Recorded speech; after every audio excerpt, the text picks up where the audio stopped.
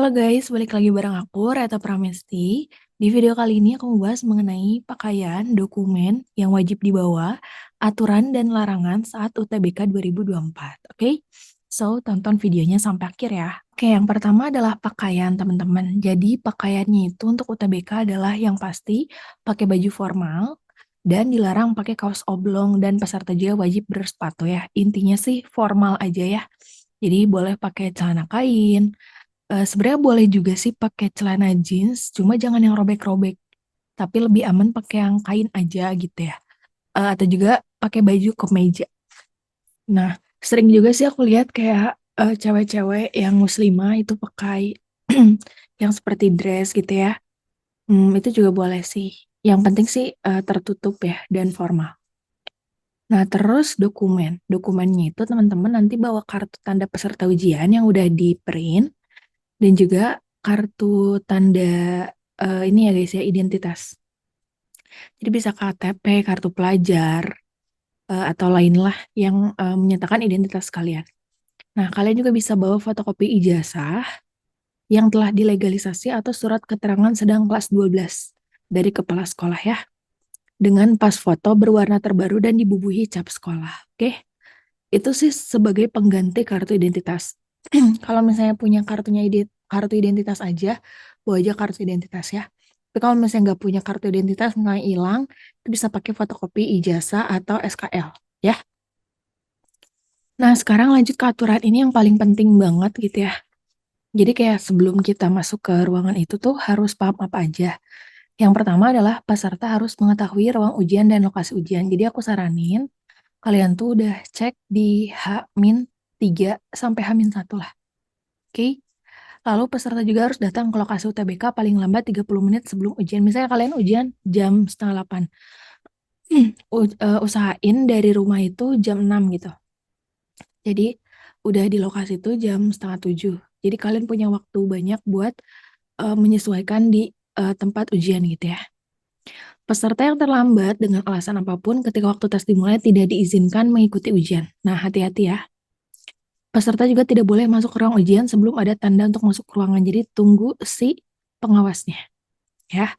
Peserta nggak boleh bawa kalkulator, kertas, buku, kertas, atau catatan lain. Intinya nggak boleh bawa apa-apalah ke ruang ujian gitu ya, selain tadi dokumen yang diharuskan. Peserta tidak boleh bekerja sama dengan pihak manapun, jadi jangan nyontek atau jangan ngasih kode ke teman di satu ruangan ya. Terus tas, buku, catatan dikumpulkan di tempat yang ditentukan, biasanya di belakang atau di depan ya. Peserta yang mencurigakan akan digeledah. Nah ini hati-hati sih, jangan sampai kena ya. Bismillah lah teman-teman, aman ya. Lalu peserta duduk di tempat yang telah ditentukan sesuai nomor peserta dan nomor meja. Jadi jangan sampai salah duduknya. Peserta meletakkan kartu peserta dengan foto menghadap ke atas. Jadi simpan kartu pesertanya, fotonya nanti menghadap ke atas ya. Peserta mengisi daftar hadir, ini jangan sampai nggak diisi.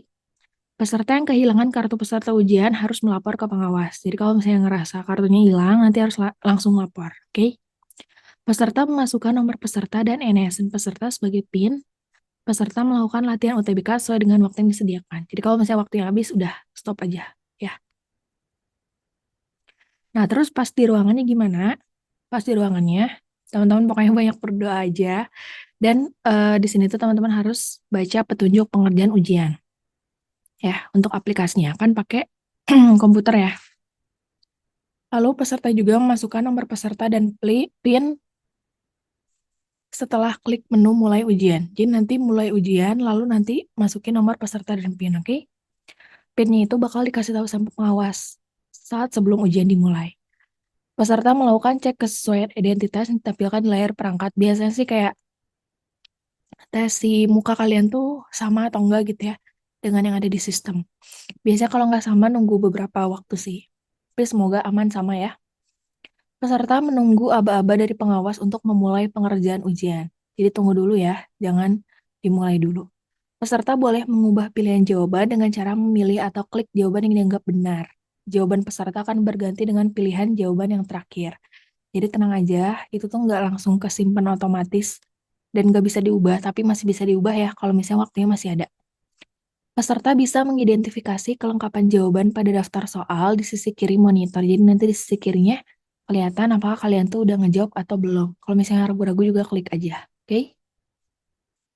Nah, lanjut ke larangan saat ujian. Yang pertama, menanyakan jawaban kepada siapapun. Jadi jangan bertanya atau ngasih kode atau pokoknya mencurigakan itu jangan ya. Yang kedua, bekerja sama atau berkomunikasi dengan peserta lainnya. Ini juga jangan. Bekerja sama atau berkomunikasi dengan pihak luar. Ini juga apalagi ya. Pokoknya YJJA lah ya guys ya. Yang jujur-jujur aja lah ya. Lanjut, memberi dan atau menerima bantuan untuk menjawab soal ujian.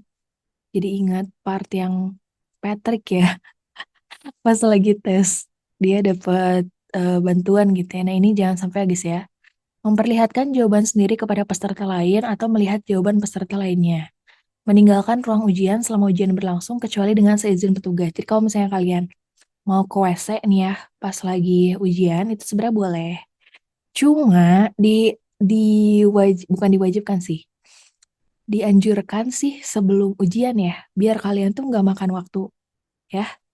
Jadi usahain ke belakang dulu sebelum ujian, oke? Menggantikan atau digantikan orang lain, ini juga jangan lah guys ya. Dan yang terakhir, menyalin dan merekam soal ujian dengan media apapun, ini juga jangan. Beberapa tahun lalu tuh sering juga ada kasus yang ini guys, jadi kayak difoto soalnya, biasa sama joki-joki gitu sih, buat bimbelnya gitu ya. Nah ini hati-hati ya. Pokoknya ya udah sih kalau misalnya udah datang ujian lupakan gitu ya. Nggak usah dicerita-ceritain lagi. Gitu sih. Oke, udah sih gitu aja infonya teman-teman. Semoga bermanfaat. Stop dreaming and start doing. Jadi jangan bermimpi aja gitu ya, tapi harus melakukan apa yang kamu pengen impikan itu mulai dari sekarang. Mumpung masih ada waktu, ya belajar gitu ya. Jangan kayak aku mah udah fix nembak aja, please guys. Kalian jangan menyia-nyiakan uang 200.000 itu ya pendaftaran ya. Semoga kalian bisa lolos UTBK. Dan aku mau ngingetin bahwa aku tuh lagi buka open class part 5. Ini intensif khusus peserta SNBT gelombang 2. Teman-teman cuma berinvestasi sebesar 39.000 dan teman-teman dapat fasilitas ini ya guys ya. Materi, tips trik, kelas live 7 kali, recorded modul, free TO, dan join grup WhatsApp dan Telegram ya. Nanti kelasnya dimulai 10 sampai 12 Mei dan bakal ada TO-nya ya. Oke guys, nanti langsung aja daftar di sini dan ini dia jadwalnya. Oke, gitu aja dari aku. Kalau misalnya kamu ada saran konten lain boleh banget nih kirim di kolom komentar. Kalau misalnya ada yang mau didiskusin juga boleh banget komen aja ya. Thank you for watching and bye.